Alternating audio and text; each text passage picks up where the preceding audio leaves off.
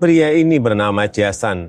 Dia adalah cucu seorang miliarder kaya raya yang bernama Red dan baru saja wafat karena faktor usia. Di pemakaman kakeknya itu, dia terlihat sedang berjalan melenggang, sama sekali gak menunjukkan bela sungkawa kepada kakeknya tersebut. Mendiang kakeknya adalah seorang pengusaha yang sangat kaya raya dan dermawan yang selalu sukses menjalankan bisnis, namun dia gagal dalam hal mendidik anak dan juga cucunya. Meski ia dikelilingi sanak keluarga yang tamat, namun Jason sendiri bukanlah tipikal cucu yang suka memeras harta keluarganya. Setelah prosesi pemakaman selesai, keluarga Jason malah meributkan soal warisan.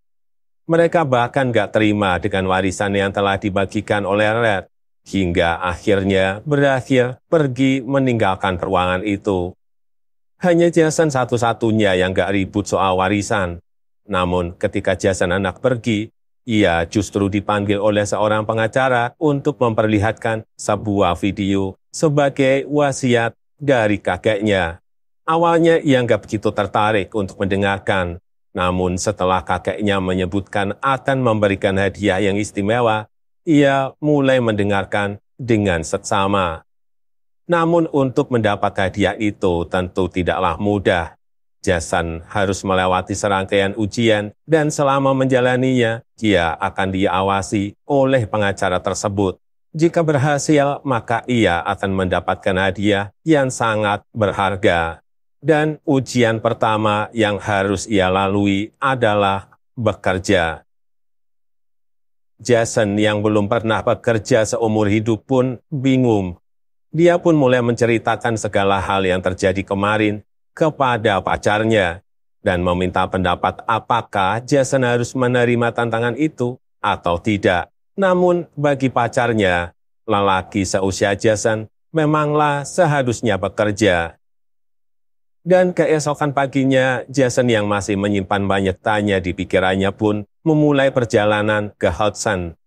Ia yang terbiasa naik pesawat kelas bisnis, kali ini harus merasakan ketidaknyamanan dan terus menggerutu di kelas ekonomi.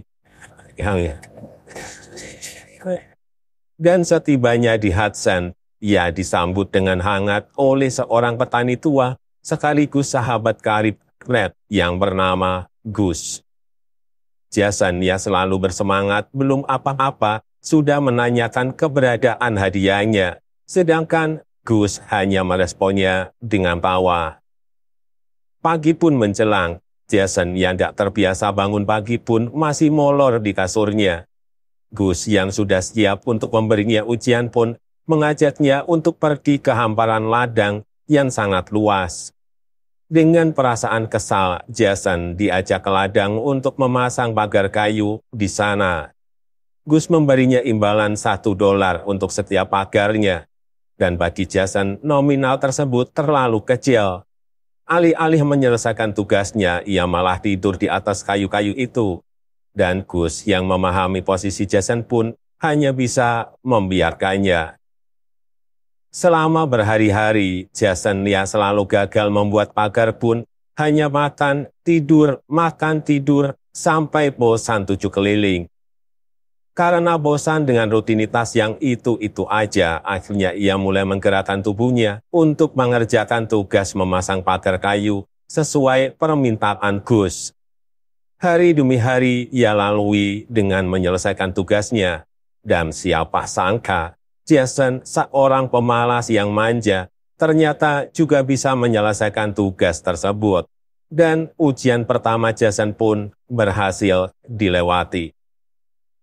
Gus yang merasa tugasnya sudah selesai pun akhirnya mengantarkan Jason kembali pulang. Dan sebelum pulang, Jason sempat menanyakan soal hadiah yang harusnya saat ini udah dia terima. Gus lagi-lagi hanya tertawa dan gak menjawab pertanyaan Jason.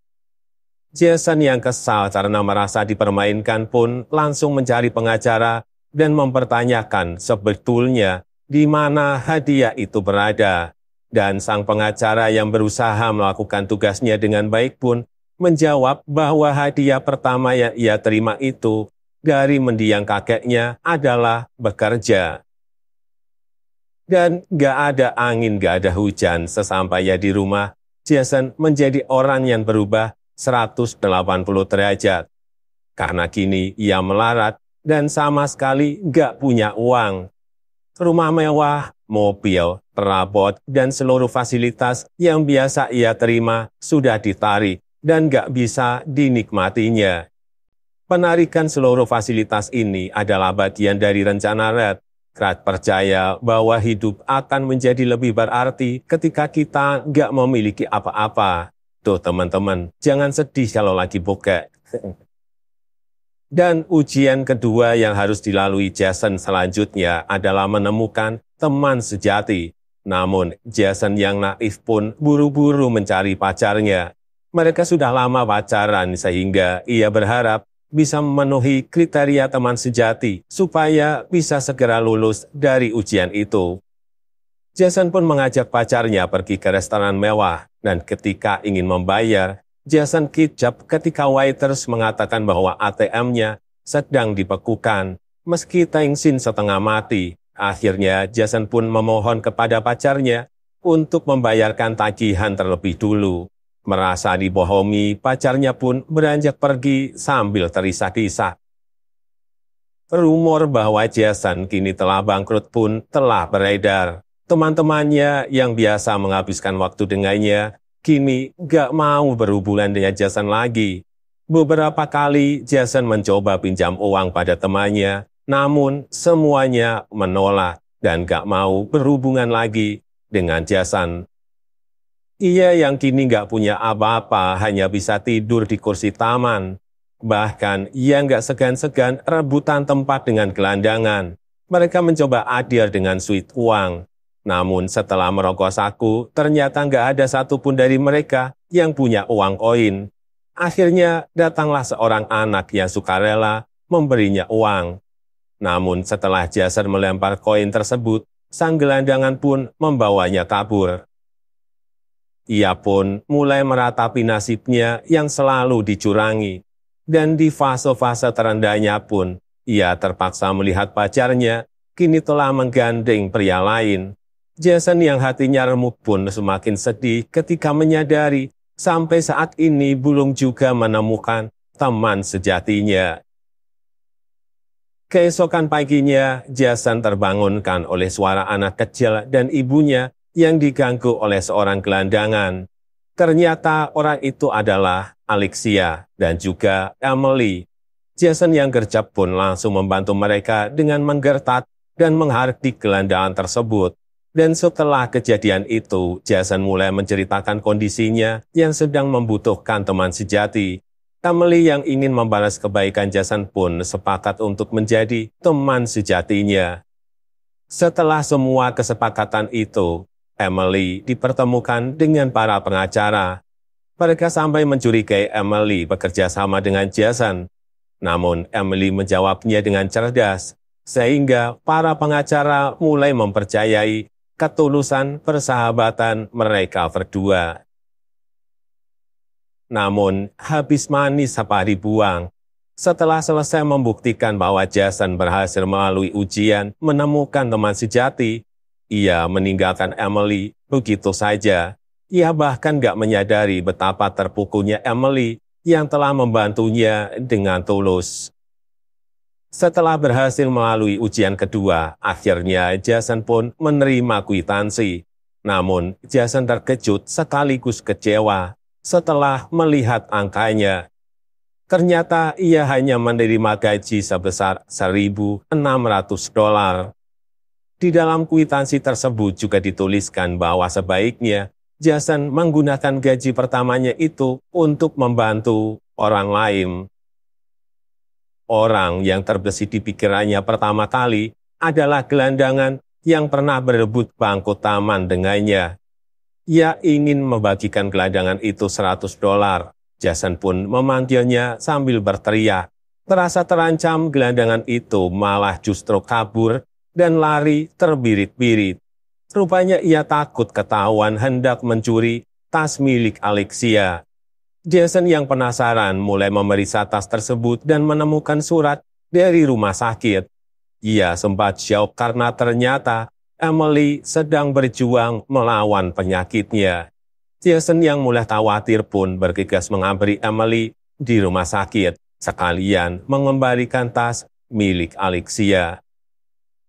Begitu sampai di rumah sakit, ia kembali dikejutkan bahwa ternyata selama ini Emily selalu menggunakan rambut palsu. Jason yang gak mau membuat Emily merasa malu pun hanya masuk ke dalam ruangan untuk menaruh tas dan pergi setelahnya. Mengetahui kondisi Emily yang membutuhkan biaya perawatan rumah sakit, akhirnya Jason terpikirkan untuk memberikan seluruh gajinya untuk Emily. Tanpa ia sadari, kini ia benar-benar menemukan seorang teman sejati. Di hari berikutnya, Emily dan Jason pergi bersama ke gereja. Emily merasa bahwa kini nggak ada lagi yang perlu ia sembunyikan dari Jason. Ia pun mulai terbuka dan menyampaikan keinginannya. Emily nggak mau melihat ibunya merasa kesepian di hari ucap syukur.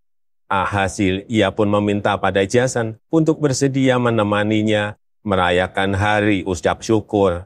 Jason pun menerima permintaan Emily. Dan singkat cerita, Jason dan Alexia telah tiba di rumah Jason. Selama menyantap hidangan, keluarga Jason selalu saja meributkan soal warisan. Dan hal itu pun membuatnya muak. Jason yang sudah nggak tahan dengan tabiat keluarganya pun beranjak pergi dengan perasaan yang kesal, sekaligus malu kepada Alexia. Ujian demi ujian ia lalui. Kini kakeknya meminta Jason untuk pergi ke Afrika sebagai ujiannya yang ketiga. Dengan pergi ke Afrika, kakeknya berharap Jason mampu memaknai pertemuan dengan teman sejatinya, yakni Emily, untuk berpisah sementara waktu dengan dirinya. Sebelum pergi, Jason pun menyempatkan waktu untuk berpamitan dengan Emily. Emily yang ingin menghabiskan sisa waktunya dengan orang-orang terkasihnya, merasa kesal karena sebentar lagi hari Natal akan tiba. Dan ia gak mau melewatkan Natal tanpa Jason. Sehingga Emily pun memperingatkan Jason untuk segera kembali sebelum perayaan Natal. Keesokannya, Jason tiba di desa yang amat terpelosok. Di sana, ia disambut oleh dua orang yang bekerja di sebuah perpustakaan yang didirikan oleh kakeknya. Sewaktu memeriksa keadaan, seorang laki-laki datang menghampiri Jason dan menceritakan sejarah ayahnya sembari mendatangi lokasi kecelakaan ayahnya. Rupanya dahulu ayahnya pernah kabur dari rumah karena pusing dengan bisnis keluarga. Ketika di jalan, nasib naas menimpanya. Ia mengalami kecelakaan pesawat yang membuat nyawanya meregang. Dari situlah ia menyadari bahwa selama ini ia telah salah paham dengan ayahnya. Belum selesai dengan dukanya yang mendalam, tiba-tiba sekelompok orang datang, mengancam dan menculik mereka. Merasa bahwa menculik orang kaya dari Amerika dapat menghasilkan keuntungan bagi mereka, tanpa babi bu, mereka berdua disekap dan ditutup matanya, lalu dibuang ke petak kecil dan mengunci mereka selama berhari-hari. Di suatu pagi, Jason pun dikejutkan ketika ia ditarik keluar dari petak itu, dan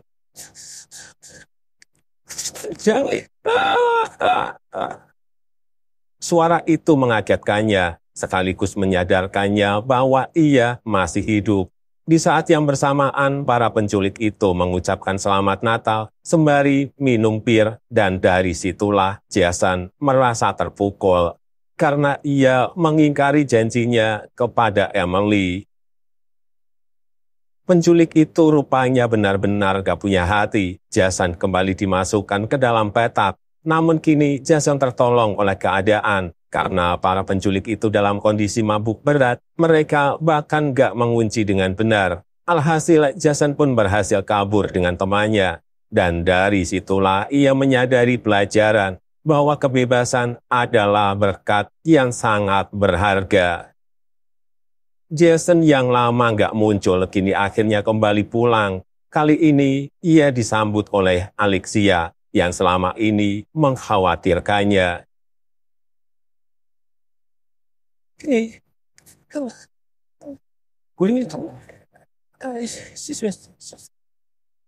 Setelah melepas rindu dengan Alexia, Jason pun mulai menjenguk Emily di rumah sakit. Emily yang kesal karena janjinya nggak ditepati pun meminta Jason untuk menemaninya berkuda.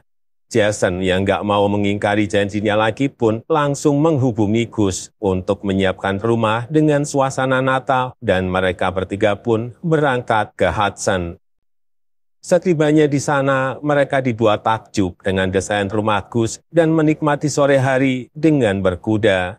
Sebetulnya Emily takut dengan kuda, namun ia ingin menghabiskan sisa waktunya untuk melawan rasa takutnya bersama dengan orang-orang terkasihnya. Di malam hari, Jason kembali menyaksikan rekaman wasiat kakeknya. Sebagai ujiannya yang terakhir, kakeknya berharap Jason dapat meraih mimpinya sendiri, sedangkan ia sendiri selama ini nggak punya mimpi, sehingga ia pun bertanya pada Emily tentang mimpinya. Emily pun menjawab bahwa ia ingin menghabiskan waktu dengan orang yang dicintainya dan orang yang mencintai dirinya. Pernyataan Emily pun menyadarkan kepada Jason, dan Jason pun menyatakan kepada pengacara bahwa mimpinya adalah membantu orang lain untuk mencapai mimpinya. Sang pengacara pun tanpa ragu-ragu memberinya cek sebesar $100 juta. Jason pun kaya dalam waktu semalam. Namun kekayaannya itu nggak lantas membuatnya kembali seperti yang dulu. Dengan kekayaannya yang berlimpah sekarang, ia menggunakannya untuk merancang dan mendirikan yayasan dengan menggunakan nama Emily sebesar $3,5 miliar yang diperuntukkan bagi yang sedang berjuang melawan penyakit. Tiba-tiba Alexia mendapat telepon yang mengabarkan bahwa baru aja ia mendapatkan kabar bahwa anaknya wafat di rumah sakit. Jason pun terpukul mendengar kabar itu. Ia menyesal setengah mati karena ia gak bisa menemani Emily di sisa akhir hidupnya. Beberapa waktu setelah kepergian Emily, akhirnya kini yayasan dengan nama Emily berhasil diresmikan. Meski sayang sekali Emily gak dapat hadir di tengah-tengah mereka, namun cintanya akan selalu abadi. Setelah melalui duka cita, Jason kembali mendapatkan warisan yang sebenarnya dari sang kakek. Ia mendapat warisan sebesar $20 juta. Namun rupanya hal ini gak membuat Jason tergila-gila, karena rupanya selama ini ia melalui masa ujian yang diberikan oleh kakeknya. Ia mendapatkan banyak hal berharga dalam hidupnya yang gak bisa ia dapatkan dengan uang, yaitu teman sejati dan cinta sejati. Lady is on the wire, on